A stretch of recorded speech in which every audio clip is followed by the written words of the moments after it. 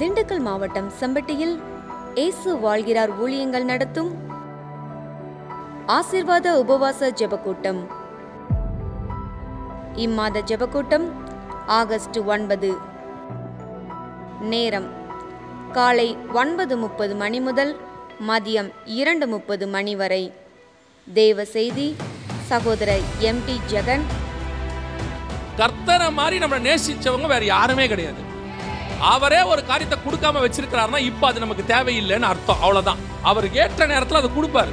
சுவிசேஷகர் L. வின்சென்ட்ராஜ். எத்தனை நாளைக்கு கனி கொடுக்காமல் இருப்பாய்? எத்தனை நாளைக்கு வேதத்தை நம்பாமல் ஜெபிக்காமல் இருப்பாய்?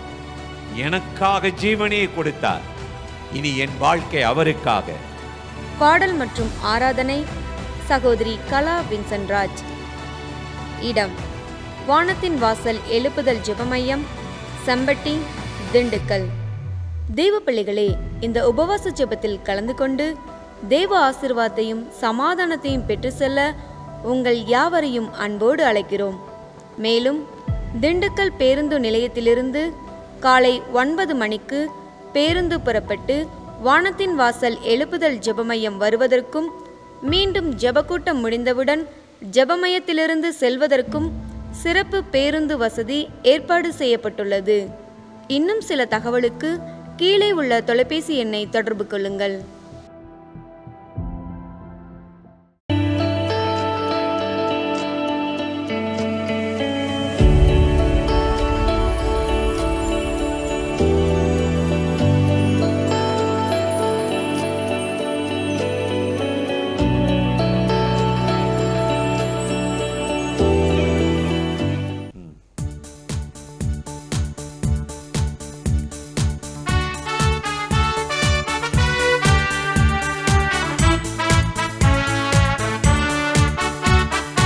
கலங்கிடவே மாட்டேன், எதற்கும் கவலைப்படவே மாட்டேன்.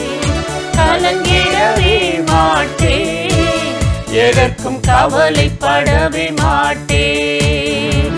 அந்த யூதாவின் சிங்கம் என்னோடு, யாக்கோபின் தேவன் நம்மோடு. அந்த யூதாவின் சிங்கம் என்னோடு, யாக்கோபின் தேவன் நம்மோடு. கலங்கிடவே மாட்டேன், எதற்கும் கவலைப்படவே மாட்டேன்.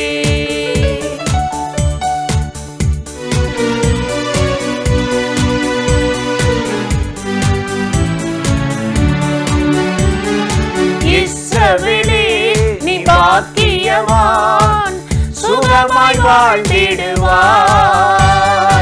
இஸ்ரவேலே நீ பாக்கியவான், சுகமாய் வாழ்ந்திடுவார். மீட்கப்பட்ட சந்ததியே, உனக்கொப்பானவர் யார்? உனக்கொப்பானவர் யார்? அந்த யூதாவின் சிங்கம் என்னோடு, யாக்கோபின் தேவன் நம்மோடு. அந்த யூதாவின் சிங்கம் என்னோடு, யாக்கோபின் தேவன் நம்மோடு. கலங்கிடவே மாட்டேன், எதற்கும் கவலைப்படவே மாட்டேன்.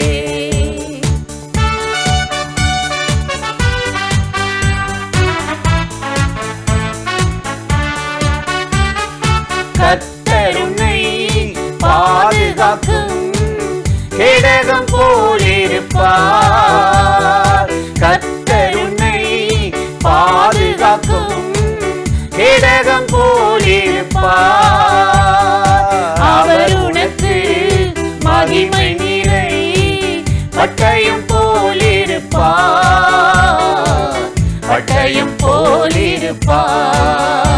அந்த யூதாவின் சிங்கம் என்னோடு, யாக்கோபின் தேவன் நம்மோடு.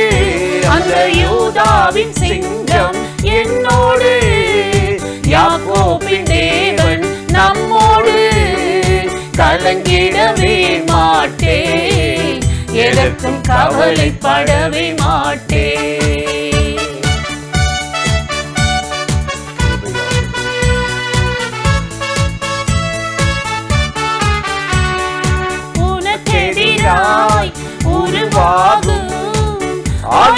வாய்க்காதே, உனக்கெதிராய் உருவாகும் ஆயுதம் வாய்க்காதே. உன்னோடு வழக்காடுவோர் தவறு உணர்வார்கள், மனம் திரும்புவார்கள். அந்த யூதாவின் சிங்கம் என்னோடு, யாக்கோபின் தேவன் நம்மோடு. அந்த யூதாவின் சிங்கம் என்னோடு, யாக்கோபின் தேவன் நம்மோடு. கலங்கிடவே மாட்டேன், எதற்கும் கவலைப்படவே மாட்டேன். கலங்கிடவே மாட்டேன், எதற்கும் கவலைப்படவே மாட்டேன். பிரியமானவர்களே, ஆண்டவராகிய இயேசுவின் நாமத்தினாலே இந்த காலை நேரத்தில் இயேசுவை தினம் பார்ப்போம் என்ற இந்த நிகழ்ச்சியின் மூலமாக உங்களை சந்திப்பதில் மிகுந்த மகிழ்ச்சி அடைகிறேன். கர்த்தர் நல்லவர், கிருபையும் இரக்கமும் நிறைந்தவர். இந்த நாளிலும் கட்டாயம் உங்களை ஆசீர்வதித்து நன்மையாலே, கிருபையாலே, இரக்கத்தினாலே முடிசூட்டி உங்களை அற்புதமாய் நடத்துவார். இன்றைக்கும் ஒரு வசனத்தை உங்களுக்கு ஞாபகப்படுத்தி சில காரியத்தை சொல்லி ஜெபம் பண்ணுவது நல்லது என்று உணர்ந்தேன். வேதத்தை நீங்கள் வாசித்து பார்த்தால் ஏசாயா 41:9 ஆண்டவர் சொல்லுகிறார், இஸ்ரவேலே, யாக்கோப்பே, நீ என் தாசன், நான் உன்னை தெரிந்து கொண்டேன் என்று சொன்னார். எவ்வளோ ஒரு அருமையான வாழ்க்கையில் இந்த வசனத்தில் சொல்கிறார், நீ என் தாசன் அப்படின்னா எனக்கு பிள்ளையாக இருக்கும்படி, மகனாக இருக்கும்படி, மகளாக இருக்கும்படி உன்னை தெரிந்து கொண்டேன். எங்கிருந்து தெரிந்தாராம்? பூமியின் கடையாந்தரங்களிலிருந்து, பாதாளங்களில் படுக்கையை போட்ட நம்மளை, அப்படிப்பட்ட வாழ்க்கைக்கு தகுதியான நம்மளை மீட்டெடுத்து அவருக்கு தாசனாக, மகனாக, மகளாக வாழ தெரிந்து கொண்டார். எவ்வளோ ஒரு அருமையான ஆண்டவரில் உங்களை என்னை நேசிக்கிறார். அதை நினைச்சாலே உள்ளத்தின் ஆழத்திலிருந்து நாம் ஆண்டவருக்கு நன்றி சொல்ல வேண்டும். வேதத்தை தொடர்ந்து வாசிங்க. 42 ஏசாயா 42:1 நீ என் தாசன், என் ஆவியை உன்மேல் அமர பண்ணுவேன். நம்ம கர்த்தருடைய தாசனா பிள்ளையா வாழ்ந்துட்டா அவருடைய பரிசுத்த ஆவியானவரை நம்ம மேலே அமர பண்ணி ஒவ்வொரு நாளும் இந்த பூமியில் அவரோடு ஐக்கியம் கொள்ளவும் உறவாடவும் நம்மை நடத்துகிறாராம். அதுக்கு தாங்க நீ என் தாசன் சொன்னார். ஏசாயா 4:21 பார்த்தீங்கன்னா, நீ என் தாசன், நான் உன்னை உருவாக்கினேன், நீ என்னால் மறக்கப்படுவதில்லை என்றார். ஆண்டவர் நம்ம பிள்ளையை அவருடைய மகனாக, மகளாக வாழ நம்மளை செலக்ட் பண்ணணும், உருவாக்கணும். ஒரு நீட்டு தேர்வுக்கே நீங்கள் டாக்டர் படிக்கிறதுக்கே எக்ஸாம் வைக்கிறாங்க. படிக்கிறது வேறு 5 வருஷம் 6 வருஷம். அதை உள்ளே போகிறதுக்கே இப்படி ஒரு தேர்வு வச்சாங்கன்னா கர்த்தருடைய பிள்ளை எல்லாரும் வாழ்ந்துட முடியுமா? உங்களை உருவாக்கணும், உடைக்கணும். அதனால தான் பாடு உபத்திரம் வருது. பரிசுத்த ஆவி வரும்போது நீங்கள் மனம் போன போக்கில் இஷ்டப்படி வாழ்ந்துட முடியாது. என்ன செய்வார்? உங்களை உருவாக்கி பயன்படுத்தி அற்புதமாக நடத்துவார். எனக்கு அருமையான சகோதர சகோதரிகளே, அதனால் இன்றைக்கு இந்த ஆண்டவர் உங்களை உருவாக்க விரும்புகிறார். அப்போ தான் நீங்கள் அவருடைய மகனாக, புத்திரனாக, மகளாக வாழ முடியும். இதைத்தான் எபிரேயர் 12:7-8 பார்க்குறோம். தகப்பன் சிட்சியாத புத்திரன் உண்டோ? அப்படி தகப்பன் உங்களை சிட்சிக்கவில்லை என்றால் நீங்கள் உண்மையான பிள்ளைகள் அல்ல, பேசியின் பிள்ளைகள்.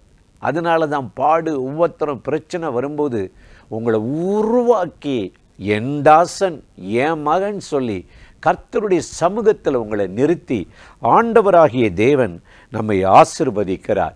எனக்கு அருமையான சகோதர சகோதரிகளே, இன்றைக்கு அவருக்கு தாசனாக, மகனாக, மகளாக வாழ்கிறீர்களா?